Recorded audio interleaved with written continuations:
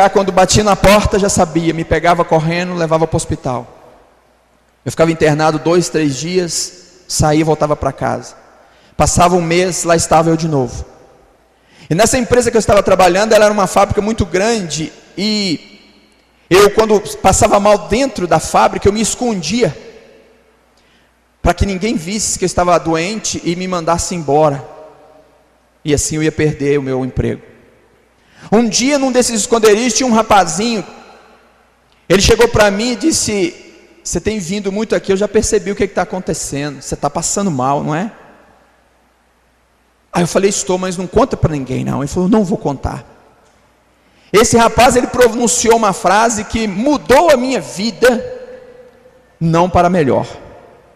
Ele olhando para mim, ali passando mal, ele disse: você não tem problema físico, você tem um problema espiritual.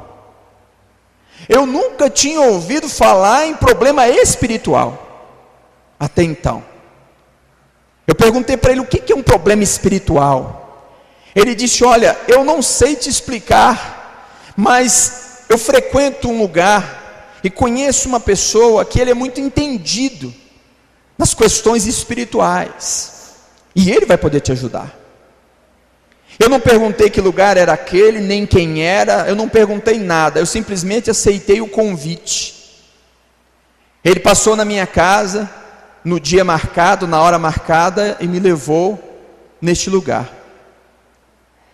próximo ao centro de Belo Horizonte, um bairro próximo.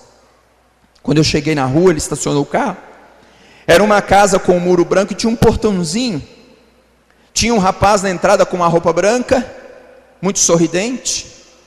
E aí nós fomos entrando num corredor, logo em seguida, na entrada de um grande galpão, foi me entregada uma plaquinha de acrílico com um número, 70 e qualquer coisa, se eu me recordo. Quando eu entrei naquele galpão, tinha uma cortina muito grande que não permitia que a gente enxergasse o que estava do meio do galpão para frente, e do meio do galpão para trás havia várias cadeiras. Eu me assentei juntamente com mais ou menos umas 200 e poucas pessoas, e eu via pela a gretinha do meio da cortina e das duas laterais um movimento de gente para lá e para cá. De vez em quando dava uns clarão lá dentro, subia uma fumaça, até que de repente abriu as cortinas, e eu olhei e falei assim: eu acho que eu estou dentro de um terreiro de macumba. Pensei comigo, porque eu nunca tinha entrado, não sabia como era.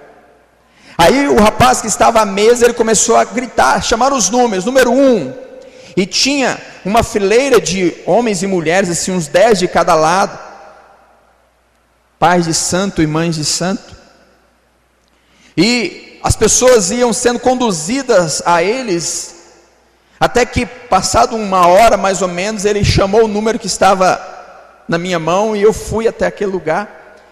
Quando ele me recebeu, ele disse: tem alguém que você conhece aqui da casa, que você quer conversar, alguma entidade? Eu disse: não, é a primeira vez que eu estou aqui. Aí eles me conduziram aos pés de uma mulher morena, uma mulher nova, cabelo curto. Tinha um banquinho na frente dela, ela mandou que eu sentasse. Enquanto ela colocava fumo no cachimbo e ajeitando, ela perguntou: o que você tem, meu filho? Qual que é o seu problema? Aí ela acendeu o cachimbo, deu uma baforada, e pegou as minhas 2 mãos e colocou espalmadas sobre os joelhos dela, e colocou as mãos dela sobre a minha. Quando eu senti o calor da mão dela, antes mesmo de tocar, eu perdi a consciência, e não me recordo o que passou durante 2 horas. Só sei que lentamente eu fui voltando a si, ouvindo eles falando meu nome. Quando me colocaram de pé, o salão enorme estava bem dizer vazio, tinha umas 8 pessoas à minha volta, e mais esse rapaz que tinha me levado. E eu levantei com a cabeça atordoada, vazia, porém uma certa paz. A cabeça parecia que estava leve. E aí eu falei: já posso ir embora? Ele disse: não, ainda não, aguarde um pouquinho, senta no banco ali, aguarda um pouquinho. Eu não tinha percebido, mas na lateral do galpão, como a luz era pouco, tinha uma escadaria que levava para o porão, e o porão era do mesmo tamanho do galpão em cima, era embaixo. Eles me levaram lá para baixo. um cheiro de enxofre muito grande lá embaixo. E tinha uma salinha, tinha um senhor de roupa branca, assim, bem queimado do sol, cabelo crespo. Ele olhou para mim, sentado naquela mesa, e deu um sorrisinho assim, meio disfarçado. E começou a falar comigo que durante a minha vida eu tinha tido duas experiências espirituais muito fortes, uma na infância e outra na adolescência.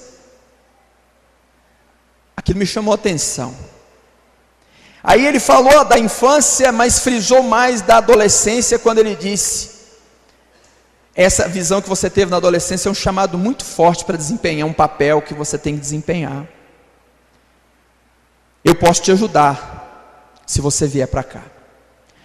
Quando ele explicava o sonho, sem eu ter falado nada com ele, veio no coração um conflito muito grande. Por que foi que o pastor disse que aquilo era um mistério de Deus? E por que é que dentro de um terreiro de Umbanda, o indivíduo que nunca tinha me visto, não era mistério para ele? Aquilo aguçou minha curiosidade tanto, porque gerou um conflito na minha mente, e eu quis conhecer melhor aquele homem e os ensinamentos dele. Na outra semana já estava eu chegando com uma sacolinha de plástico debaixo do braço, com uma calça branca, uma camisa branca conforme orientado. E o primeiro dia que eu cheguei lá na reunião de instrução, o pessoal ficou apavorado comigo. Apavorado porque dentro da Umbanda são 7 anos, um ano para cada linha. E conforme o indivíduo vai passando por essas linhas, ele vai recebendo as guias. Na primeira vez que eu entrei lá, o que deveria demorar um ano, demorou um dia. Em um mês, o que deveria ter demorado 3 anos, passou-se com 30 dias. E eu me aprofundei tão firme dentro desse contexto, que quem quisesse me achar durante o dia, tinha que ir para o cemitério do Bonfim, Belo Horizonte, ou da Paz. Eu entrava no cemitério, tinha, como em todo cemitério tem um guardião de entrada, ele me recebia, havia saudação e eu entrava para dentro do cemitério. Passava as madrugadas na mata fazendo magia.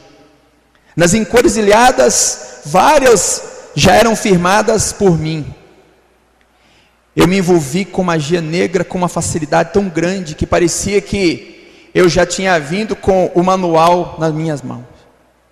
Eu comecei a ser praticante de magia negra de São Cipriano, da capa preta, e comecei a ter tanta facilidade no campo da quimbanda, que nas primeiras reuniões de quimbanda que eu fiz, era no meio de caveiras, e era tão natural eu entrar nas matas, e sair com o dia amanhecendo, e não me lembrar de nada que tinha acontecido, e as pessoas me procuravam com tanta facilidade para resolver os seus problemas, que nós tínhamos uma tabela de atendimento, e nessa tabela estava escrito dentro da proposta do trabalho: matar com 7 dias e aleijar com 3, senão não precisava pagar o compromisso. Conforme eu fui caminhando dentro da magia negra, eu fui me envolvendo com demônios que não tinham nada a ver com a linha da Umbanda. E um dos guias desta casa, chamado Exu Pássaro Preto, manifestou e disse: então eu vou te matar, num ritual. Eu fiquei tão apavorado, porque morrer já não agrada a ninguém. Agora morrer num ritual de magia negra, ameaçado. Eu fiquei tão desesperado que eu passei 24 horas de tormento, e o único caminho que me veio à mente foi o suicídio. Com 24 horas eu arquitetei como eu ia fazer, e tentei o suicídio, e dei entrada no hospital, no pronto-socorro do hospital, parada cardíaca, por causa do veneno que eu tinha tomado, e ninguém sabia. O médico que me recebeu na maca, na entrada, já foi me conduzindo para a UTI. Aí eu ouvi uma voz que disse: Fala para ele o que foi que você fez. Só que a minha língua já estava inchada, eu estava babando e eu não conseguia falar. Aí eu peguei no jaleco do médico, com força que eu não sei aonde arrumei, puxei ele. Quando ele chegou ao ouvido